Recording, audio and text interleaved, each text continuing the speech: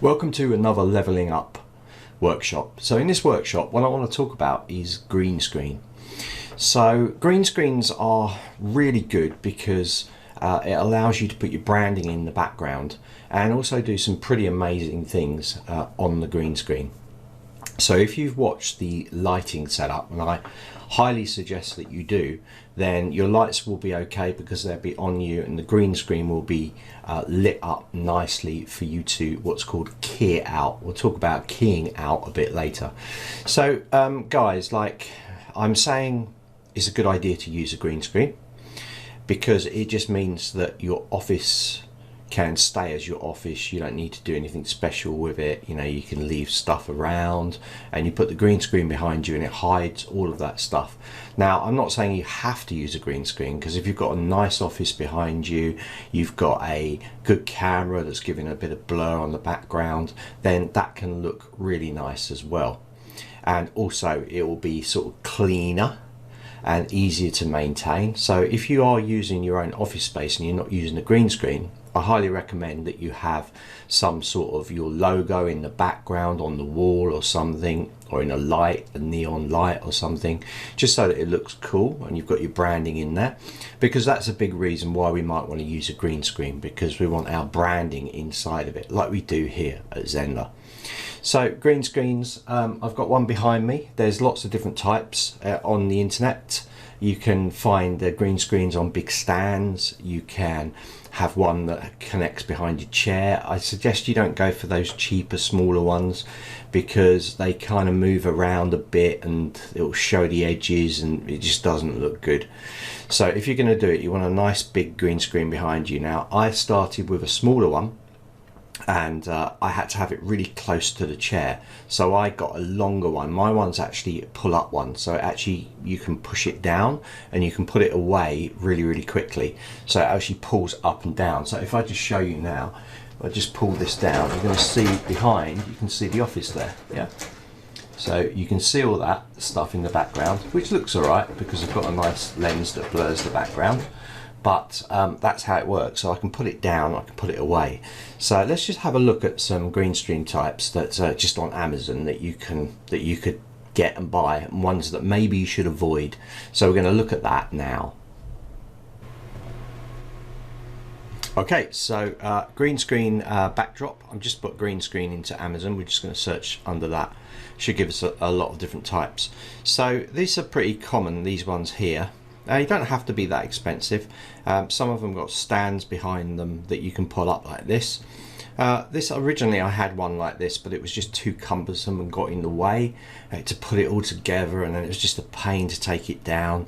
But they can work for you, probably, if you want to leave it. Now this is the type that I have here, and it actually just goes down. It's on a cantilever system and you can push it right the way down. My one's actually quite long. It's about 7 foot wide. So it covers, so I can put it back from my seat. What you don't want to do is be really close to the green screen. Sometimes you can get shadowing happening. Sometimes happens with this, even with this one, and it's about 1 foot back from me. So these are the types that you can go for. These are all good though. This one here is good as well. So again, that's a collapsible one, up and down. You've got ones on stands there that can be quite good if you're sitting. The only thing is I might want to do standing ones, so I want one that's going to be quite tall as well to make sure it covers my height. There's lots of different types. These types, I would stay away from these. They're on the chair, and as you move, they move with you. Not very good. And these as well, no. I mean, if you're just in a headshot and you've got a camera, but you're going to be sitting, so stay away from these ones. They're awful. Just a word of advice there. You've got full ones that go right the way down for special effects and lighting. You've even got ceiling ones as well, so you can put them on the ceiling and then you can pull them down from the top. You can actually with my one as well. It's got bolt holes in the bottom that I could attach to the ceiling, so you can do that as well if you want to. So they're green screens that you get. You notice that they're all green. Now, why do we? Let's just have a talk about the green, because you don't just get green screens, you get blue screens as well. In fact, you get a lot of different color screens. And the reason that you get these is because you're looking for colors. Green is a color that's not too much in your skin. You do have a bit of green in your skin, but it's not too much. So it will key it out, it will actually cut it out. So what you're doing when you're cutting it out is you're selecting a color range from the background, and you're saying to the system, whatever you're using, right, wherever you see this color, make it disappear, or alpha it, make it transparent, so whatever you put behind it will show through. So obviously if I had a blue screen behind me and I'm wearing blue, it's going to cut me out as well, because it's going to look at me and go, oh, okay, you got blue in you, I'll cut you out as well. So that goes the same with if you've got a green screen and you've got a green top on, it might well make your top invisible.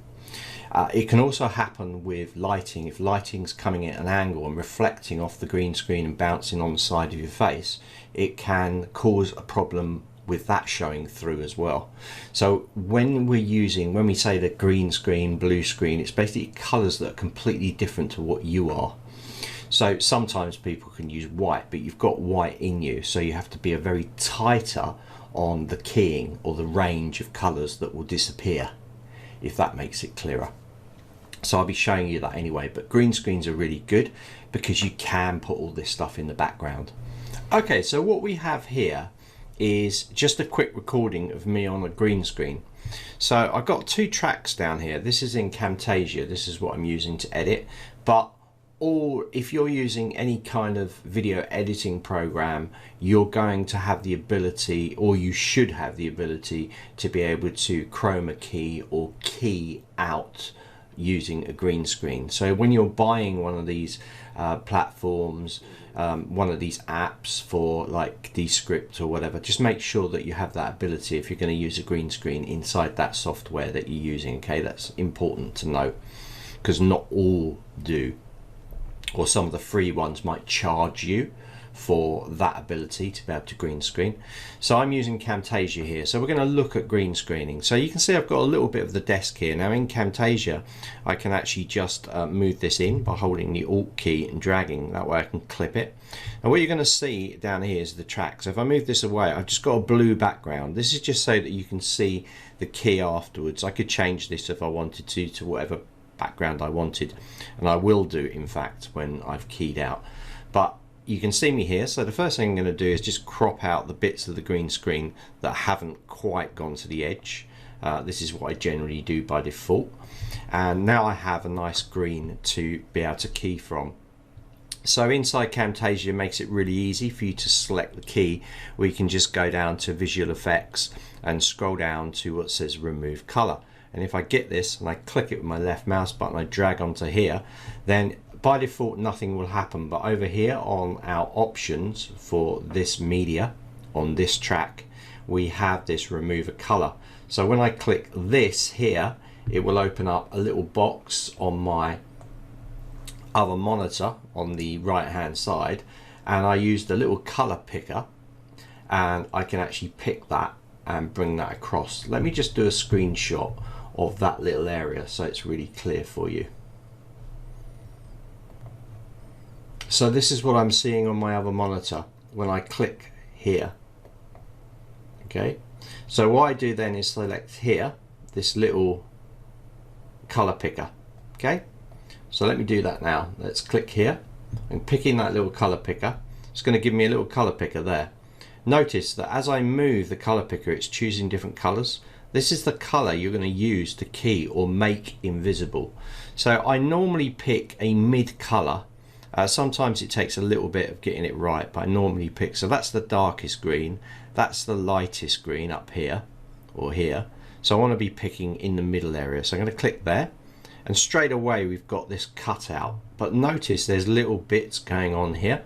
But down here under the tolerance, we can set this. If I move it right the way back, it's going to bring the green back. So if I move it up a little bit, you're going to go. Now if you move it too high, it will start cutting into the face. So you've just got to move it to the point where it works. And then you can bring the softness up a little bit as well. And now you've got a fairly good key. Now the hue will change that kind of background color. It will change you a little bit as well. And it will change that green. So you can just change it a bit. We can move the defringe down if you want to. What I like to do is I like to set this all on 0 like this. Bring this up just so that it all goes green like that, and then I use the color picker and I just go in and I pick a little bit of color until I get a good amount picked. Let's try there, and then we bring it back.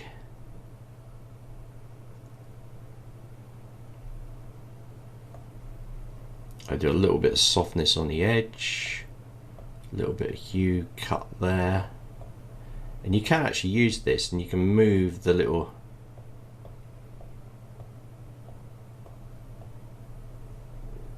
there we go.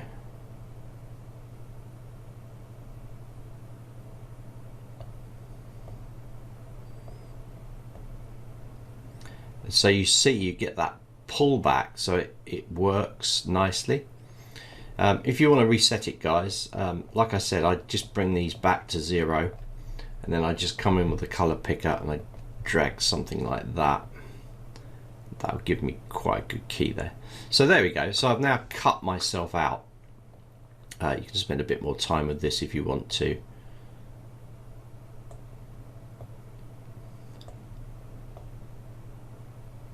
You just tweak these things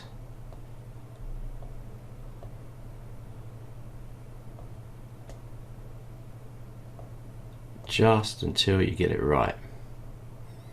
That doesn't look bad. And now I've got myself cut out, so I can put myself on any background. So if I play this round, now I always check through, because sometimes you get this funny thing happening with your hands. So notice it's got a weird color there. So I want to make sure that that it's keeping that color.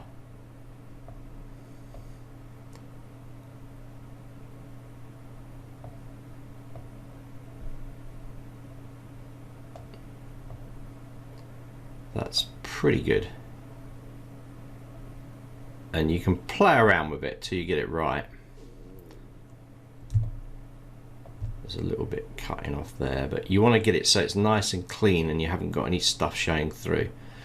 So now I could just go and drop an image into here, any image. So I'm going to go and just grab one from a folder.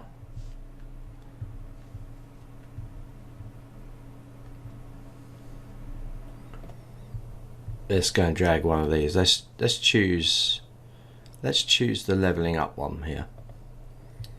Now it's going to appear in here. I'm going to drag it down onto this track, and now I've got myself behind here like that, and looks quite nice. So again, you've got other effects you can put in as well, where if I wanted to change the color adjustment on myself, I could go in here and choose a color adjustment.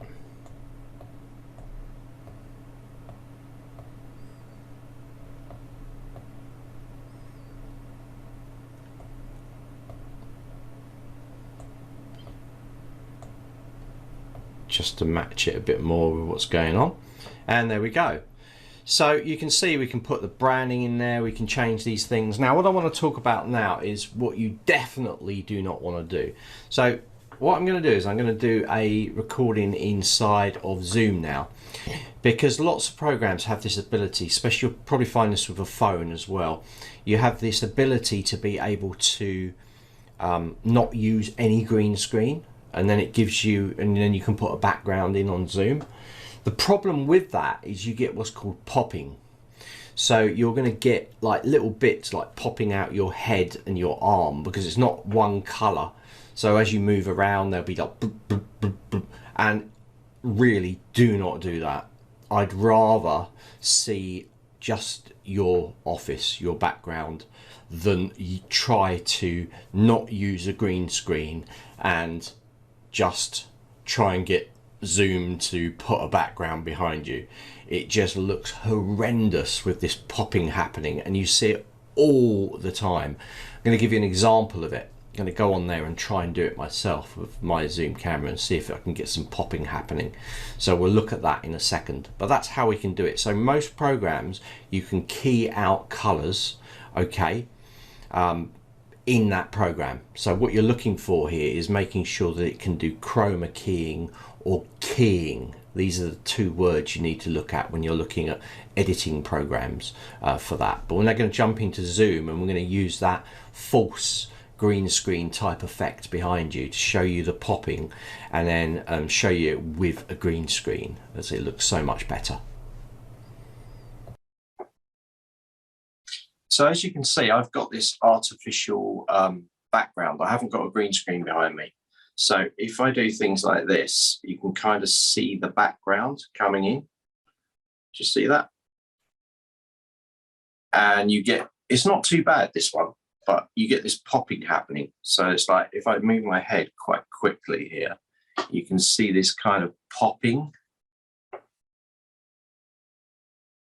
And even small movements, you get this kind of popping happening that causes quite a few problems. So let me just try a different background. Let's try this blur background. So this blurs my background. It's like a fake. It's the actual real set, but it's blurring it. And you get this really funny thing happening. Do you see it happening? It's kind of like picking out. A lot of people use this and they think, oh great, I can put a background behind, and they then use it, and it would be better with it off. It would be better with it like this than it would with that, all that distraction going around. So we want to stay away from that. If we're using a green screen, we want to make sure that we got a nice background. So see what's happening now. It's all gone all weird. So I'm going to put my green screen up, and then I'm going to then turn it back on. So let me just raise this there. Don't worry too much about the left-hand side there. It's just the way the camera's got it on here because I'm going through my iPhone. But let's have a look at the screening now with this on. So as you can see, it's a lot better. It's still not perfect on the iPhone, but it's better than having all that funny stuff going on that you've got there. I could actually pick the color and get it closer and stuff like that, but this is okay. So even on the blurriness in the background, it's blurred. So even on this one, you know, it looks better. It doesn't look brilliant because I'm going through the phone and I haven't set it up, but you get the idea. You haven't got this weird popping going on around the head. So this is why it's definitely better to use a green screen for these kind of things, for sure. So I hope you've enjoyed this quick level up on green screens and why it's good to use them. Now we're going to be doing quite a few more things basing it on the fact that you've got a green screen. So I'm going to be showing you how to do some animated backgrounds, how to do some zoom backgrounds, which people ask for all the time. So we're going to build on this. So this is green screen. You need a green screen to carry on with the green screen related videos. And I think it makes it clear why you should be using a green screen and not trying to simulate or drop a background just using the camera and the blur and things because of all the popping that's going on. Just because it makes it easier. We've had a look at some different types of green screens. So that is leveling up, all about green screens.